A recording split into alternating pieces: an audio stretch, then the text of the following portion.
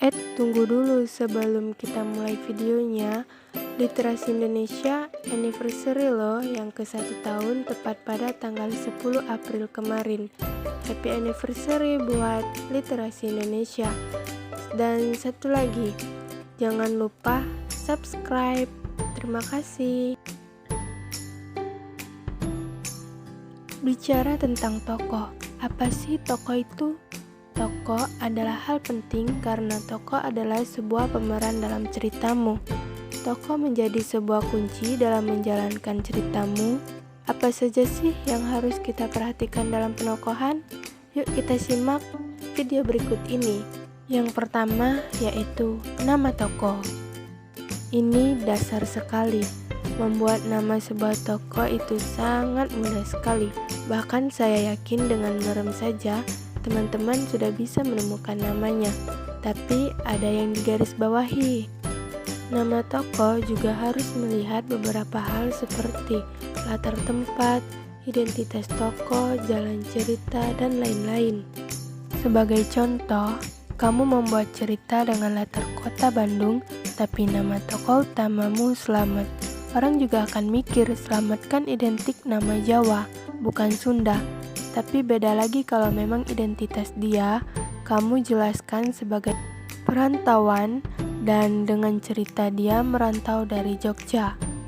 Kemudian yang selanjutnya, usahakan namamu mempunyai arti yang itu bisa menjadi sebuah nilai tambahan. Misalnya nama Slamet yang merupakan nama dengan arti selamat dalam bahasa Indonesia. Begitu juga tokoh-tokoh lainnya. Usahakan mempunyai sebuah arti yang akan menjadi nilai tambah dalam cerita. Yang ketiga, pertimbangkan nama tersebut dengan kebiasaan tokoh. Misalnya, nama lengkap dia Slamet Chandra. Dia dari kecil di Jogja, tinggal di pantai dan suka dengan melihat deburan ombak. Begitu ke Bandung, yang jarang ada pantai, dia kangen banget sama pantai. Lalu setiap liburan dia selalu ingin ke pantai di sore hari mendengar deburan ombak. Maka bisa kita kasih julukan si Slamet ini dengan istilah si anak ombak. Dan kita bisa kasih nama tokoh utama kita dengan nama khusus.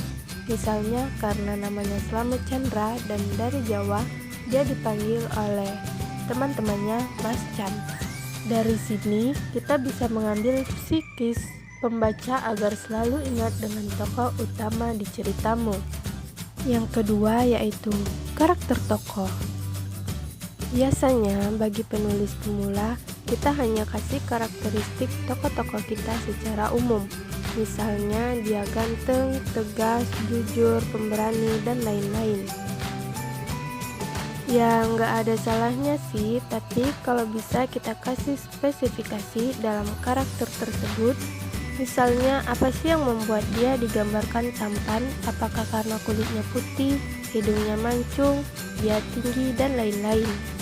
Bukan hanya fisik, tapi penampilan bisa juga. Misalnya dia terlihat tampan karena sering berpakaian rapi, memakai jaket yang cocok, dan lain-lain. Selanjutnya yang ketiga, yaitu pekerjaan atau keseharian yang dilakukan. Kalau ini tergantung berapa masing-masing usia tokoh tersebut. Misal dia berusia 15 tahun, kakaknya berusia 18 tahun, dari sini kita sudah bisa membedakan pasti statusnya beda. Si tokoh utama dengan 15 tahun pastinya masih ABG atau masih awal-awal masuk SMA. Artinya statusnya masih pelajar, beda dengan sang kakak yang berusia 18 tahun, pastinya umur segitu dia bukan lagi pelajar, tapi sebagai mahasiswa. Dari sini pastinya sudah beda bukan kebiasaan di antara dua tokoh tersebut. Contoh ringannya, karena si tokoh masih pelajar baru masuk SMA, kebiasaannya cuma sekolah, pulang sore, malam belajar, lalu tidur. Sedangkan sang kakak yang sudah agak dewasa, dia memulai mencari jati diri, pagi berangkat ke kampus, sore ikut organisasi, malam belajar, kelompok, pulang tengah malam. Jelas beda kan? Begitu juga jika keduanya seumpama menemukan sebuah cinta, pasti beda kesehariannya. Yang SMA karena masih labil cuma dipendam gak berani mengungkapkan. Sedangkan yang mahasiswa ketika menemukan cinta mulai mendekati, dikasih bunga dan lain-lain. Karena ya tokoh si kakak sudah dianggap matang secara emosi, jadi lebih berani. Yang keempat yaitu kebiasaan tokoh dalam ceritamu. Ya, ini juga tergantung profesi dan kebiasaan yang tadi. Gimana sih kebiasaan umumnya anak SMA dan gimana sih kebiasaan mahasiswa? Misalnya, kebiasaan si anak SMA ini cenderung pendiam. Kenapa pendiam? Ya, karena dia introvert, jarang berteman, dan si kakak yang mahasiswa ini cenderung aktif, suka bercanda dan lain-lain. Karena di kampus karakteristiknya walau introvert dia tapi gabung organisasi yang membuat dia banyak teman dan berubah dari sebelumnya dan lain-lain. Kemudian latar belakang tokoh. Di sini menjelaskan kenapa tokoh yang kamu ceritakan itu menyukai atau tidak menyukai suatu hal. Contohnya, kenapa si A menyukai senja?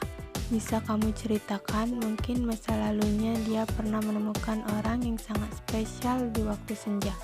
Atau bisa jadi dia lahir di waktu senja dan lain-lain. Ya contohnya seperti itu.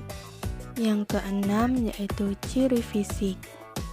Ciri fisik ini bukan hanya buat tokoh utama saja ya, tapi tokoh tritagonis dan antagonis juga perlu disiapkan agar ceritamu bisa makin bernilai. Misalnya, si tokoh antagonis kamu gambarkan sama tampannya dengan tokoh utamamu, tapi harus mempunyai ciri yang berbeda, entah itu dari gaya pakaian, gaya rambut, tinggi badannya, warna matanya, dan lain-lain. Yang penting, spesifikasikan tokohmu sebaik mungkin. Yang ketujuh yaitu kelebihan dan kekurangan tokoh.